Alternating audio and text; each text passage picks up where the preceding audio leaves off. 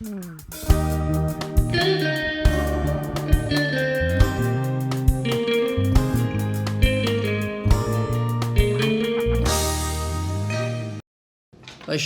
እኔ ከበደ አሰፋ እባላለሁ የትንሳኤ ሰው አንደርታ ፓርቲ ሊቀመንበር ነኝ። በትግራይ ሰላምና ለውጥ ምክር ቤት የሚዲያና ህዝብ ግንኙነት አስተባባሪ ነኝ።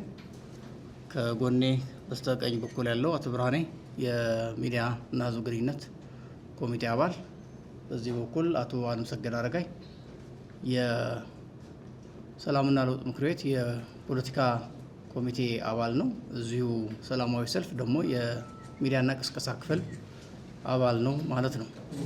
እንግዲህ ያለነው ሶስታችን ሐምሌ 11 2018 ዓ.ም በአዲስ አበባ መስቀል አደባባይ ከጠዋቱ 12 ሰዓት ጀምሮ የሚደረግ የትግራይ ተወላጆችና ሌሎች ኢትዮጵያውያን ታላቅ የሰላማዊ ሰልፍ በትግራይ የሰላምና ለውጥ ምክር ቤት ተዘጋጅቷል። በዚህ ሰላማዊ ሰልፍ ዓላማ እና ለምን እዚህ አዲስ አበባ ላይ ማድረግ እንዳስፈለገ ከዚህ የሰላማዊ ሰልፍ እነማን እንደሚገኙና ምን ውጤት እንደሚጠበቅ በሚሉ ዙሪያ ለሚዲያ ገለጻ እናደርጋለን። በአማርኛ በስተቀኝ በኩል አቶ ብርሃኔ ይሰጠናል፣ በትግርኛ ደግሞ አቶ አለምሰገድ ይሰጣል። የሁለቱም ጠቅላላ አድርጌ ወደ በኋላ ደግሞ እኔ አጠቃላይ ይሰጣለሁ። አቶ ብርሃኔ ወደ መድረክ ጋብዛለሁ። እሺ፣ አመሰግናለሁ። ቅድም አቶ ከበደ እንዳለው ብርሃን ገብረየሱስ እባላለሁ። በስምረት ፓርቲ የሚዲያና ኮሚኒኬሽን አስተባባሪ፣ በሰላምና ለውጥ ምክር ቤት ደግሞ የሚዲያ አመራር አባል ነኝ። በመጀመሪያ ጥሪያችን አክብራችሁ እንኳን ወደዚህ መጣችሁ ማለት እንወዳለን። እዚህ የተገኘንበት ዋናው ምክንያት በመጪው ቅዳሜ ሐምሌ 11 ከ12 ሰዓት ጀምሮ በመስቀል አደባባይ ህዝባዊ ሰላማዊ ሰልፍ ይካሄዳል። ይህ የዚህ ታላቅ ሰላማዊ ሰልፍ ዓላማ በትግራይ እየሆነ ያለው ሁለንተናዊ ቀውስ መሰረት ያደረገ ለዓለም ማህበረሰብና ለፌዴራል መንግስት ግዴታቸውን እንዲወጡ፣ ህዝቡ ከብተና ካላስፈላጊ እልቂት እንዲድን ጥሪ የምናደርግበት፣ ድምጻችን የምናሰማበት ጉዳይ ይሆናል ማለት ነው። እንደሚታወቀው የሁለት ዓመቱን የአስከፊ ጦርነት የሰብአዊ፣ ማህበራዊ፣ ኢኮኖሚያዊና ስነልቦናዊ ጉዳት አድርሶ መጨረሻ በፕሪቶሪያ ስምምነት እንደተቋጨ ሁላችን የምናውቀው ጉዳይ ነው።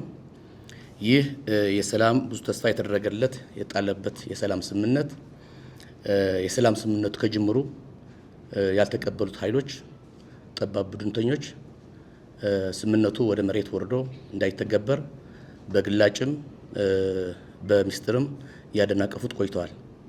በስተመጨረሻ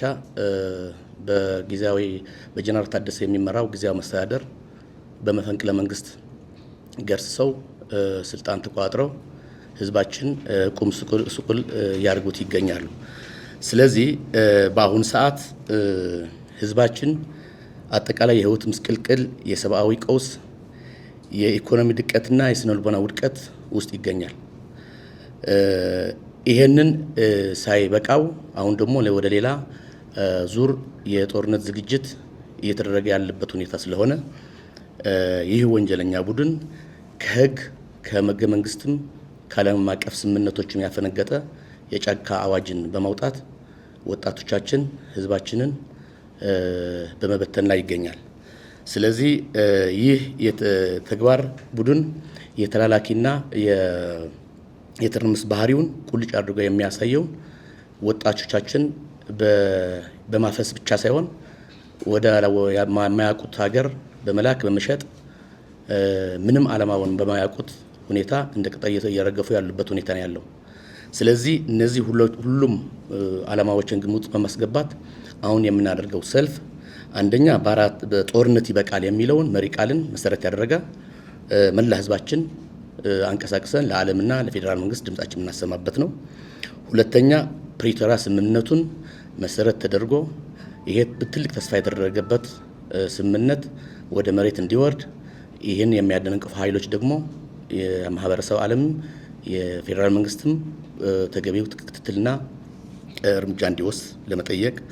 ሶስተኛ ይህ ከዓለም አቀፍ አገራዊ ሕጎች የሚጻረር አዋጅን በማጽደቅ ወጣቶችን በአፈሳና እንዲሁም ወደ አላስፈላጊ ጦርነት እየማገደ ያለ ኃይል ይህንን ደግሞ ስርዓት እንዲይዝና ወጣቶቻችን አልሚዎች፣ ገንቢዎች፣ አገር አሻጋሪዎች እንጂ ዓላማው ባልታወቀ ጦርነት ሄደው የሚረግፉበትና ቁም ስቅላቸው የሚያዩበት ምክንያት ሊኖር ስለማይችል በእነዚህ 3 ምክንያቶች የጦርነት ማቆም፣ የፕሪቶሪያ መተግበር ወደ ነበረበት መመለስ፣ የወጣቶች አፈሳና ወደ አላስፈላጊ የወጣቶች መሸጥ ያለው ሁኔታ እነዚህ መሰረት ተደርጎ ሰልፉን ይካሄዳል ማለት ነው። ስለዚህ ለክልላችን ይሁን ለሀገራችን ዘላቂ ሰላም እንዲመጣ አዲስ አበባና አካባቢ የሚኖሩ የትግራይ ተወላጆች እንዲሁም መላ ሰላም ወዳድ ኢትዮጵያዊ በተጠቀሰው ቅዳሜ 12 ሰዓት በመስቀል አደባባይ ተገኝቶ ድምፁ ለዓለም እንዲያሰማ ጥሪያችንን እናቀርባለን። በተመሳሳይ ሰዓት በመላ ትግራይ ያለው ህዝባችንም በዚህ ሰዓት ከቤቱ ባለመውጣት የሰልፉን ተካፋይ የሚሆንበት ሁኔታ ጥሪያችንን እናቀርባለን። አመሰግናለሁ። እሺ፣ አመሰግናለሁ። እንግዲህ ሁለቱም በአቶ ብርሃኔና አቶ አለምሰገድ በአማርኛና በትግርኛ ሰልፉን በሚመለከት ጠቅለል ያለ መግለጫ ሰጥተዋል።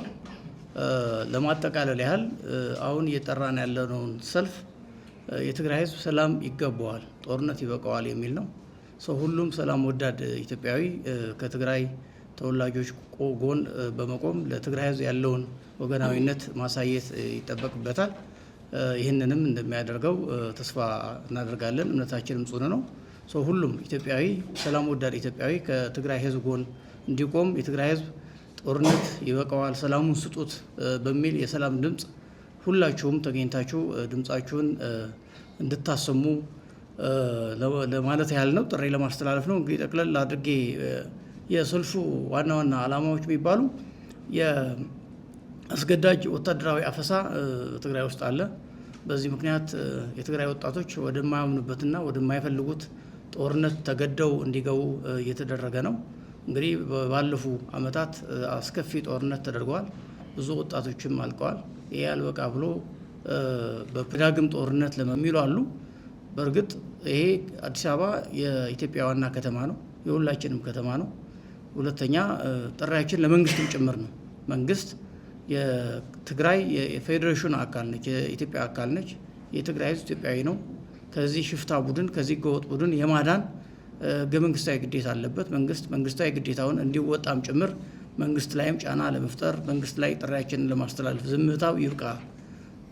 ይህ ሽፍታ ቡድን አንድን ክልል ገንጥሎ ይዞ ህዝቡን እያሰቃየ በሌለው ስልጣን አፋኝ ህግ እያወጣ ወጣትና እናቶች አባቶች ሳይቀር እያሳደደ የሚኖሩበት ጊዜ ሊያበቃ ይገባዋል። የመንግስት ዝምታ ይሰበር፣ መንግስት ግዴታውን ይወጣ የሚል ጥሪም ስለምናስተላልፍ፣ ሁለተኛ የትግራይ ውስጥ ያለው ሁኔታ የኢትዮጵያ ጉዳይ የውስጥ ጉዳይ ብቻ ተደርጎ መታየት የለበትም። ምክንያቱም ቡድኑ የኢትዮጵያ ህገ መንግስትን ጥሶ ሉዓላዊነትን ጥሶ ከሌሎች የውጭ ኃይሎች ጋር ከኤርትራ፣ ከሱዳን ከዛም አልፎ ከግብጽ ጋር የተለያዩ ጽምዶ በሚል የተለያዩ ግንኙነቶች ፈጥሮ አገራችንን ለማተራመስ አልፎም የአፍሪካ ቀንድ ለማተረማመስ በሚያስችል ሁኔታ ወደ ሽብርተኝነት እየተሸጋገረ የዓለም አቀፍ ማህበረሰብ ዝምታ ሊሰበር ይገባዋል። ይህ ጉዳይ የትግራይ ጉዳይ ወይም በአጠቃላይ የኢትዮጵያ ጉዳይ ብቻም ሳይሆን የአፍሪካ ቀንድ የአካባቢው ጉዳይም ስለሆነ ይሄ ልክ እንደ በአካባቢያችን ያሉ በአሸባሪነት እንደሚታወቁት ይህ ቡድንም ወደዛ እየተሸጋገረና በቀጥታ ከእነዚህ ኃይሎች ጋር ግንኙነት እየፈጠረ ከውስጥም ከውጭም ካሉ አማጺ ኃይሎች ጋር ጸረ ኢትዮጵያ ታሪካዊ ጠላቶች ከሚባሉ እንደ ግብጽ የመሳሰሉ ኃይሎች ጋር ግንኙነት ፈጥሮ አገራችንን ለማተራመስ ጥረት እያደረገ ያለን ኃይል ለኢትዮጵያ ብቻም ሳይሆን ለአፍሪካ ቀንድ ለዓለም ጠንቅ ስለሚሆን የዓለም አቀፍ ማህበረሰብ ድምታውን እንዲሰብር ጣልቃ እንዲገባ ጥሪያችንን ለማድረግ አዲስ አበባ የተለያዩ ዲፕሎማቶችና ዓለም አቀፍ ተቋማት መቀመጫ እንደመሆኗ መጠን ይህንንም ታሳቢ በማድረግ ነው። ሶስተኛው ከፍተኛ ቁጥር ያለው ከሚሊዮን በላይ ቁጥር ያለው ህዝብ አዲስ አበባ ውስጥ የትግራይ ተወላጅ አዲስ አበባ ውስጥ አለ። በመላ ሀገሪቷ ከፍተኛ ቁጥር ያለው የትግራይ ተወላጅ አለ። በተለይ አሁን ደግሞ በዚህ አሁን ባልነው ምክንያት አስገዳጅ አፋኝ ህግ በማውጣት ወጣቱን ለማፈስ አስገዳጅ ወታደራዊ አፈሳ በማድረጉ ምክንያት ወጣቱ በከፍተኛ ቁጥር ወደ መሀል ሀገር በተለይ ወደ አዲስ አበባ እየመጣ ስለሆነ ይህንን የትግራይ ህዝብ ያለበት ሁኔታ ሰብሰብ ብሎ ድምጻችንን ለዓለምና ለመንግስት ለማሰማት አመቺ ሁኔታ ከፍተኛ ቁጥር ያለው የትግራይ ተወላጅም ስላለ ይህንን ምክንያት በማድረግ ሰልፉ አዲስ አበባ ላይ ለማድረግ ታስቧል። ይሄ ሲባል በቀጣይ በመላ ሀገሪቷ ይካሄዳል ማለት ነው። በመላ ሀገሪቷ ይሄ እንደ መጀመሪያ ነው። በተለያዩ የትግራይ ተወላጆች በሚበዙባቸው የሀገራችን ከተሞች ቀጣይነት ባለው መንገድ ሰልፉ ይካሄዳል። እንደዚሁም በዓለም አቀፍ ደረጃ ባሉ የተለያዩ ዲያስፖራ ኢትዮጵያውያንና በተለይ የትግራይ ተወላጆች ዝምታቸው እንዲሰብሩ የትግራይ ህዝብ አሰቃቂ ሁኔታ ውስጥ ያለ በመሆኑ በያሉበት ሀገር ተቋማቸው እንዲያሰሙና ዲፕሎማሲያዊ ጫና እንዲያደርጉ ጥሪ ለማድረግም ጭምር ነው። እንግዲህ እነዚህ ነገሮች ታሳቢ ያደረገ ሰላማዊ ሰልፍ ቅዳሜ ሐምሌ 11 2018 ዓ.ም ከጠዋቱ 12 ሰዓት ጀምሮ በአዲስ አበባ መስቀል አደባባይ ይደረጋል።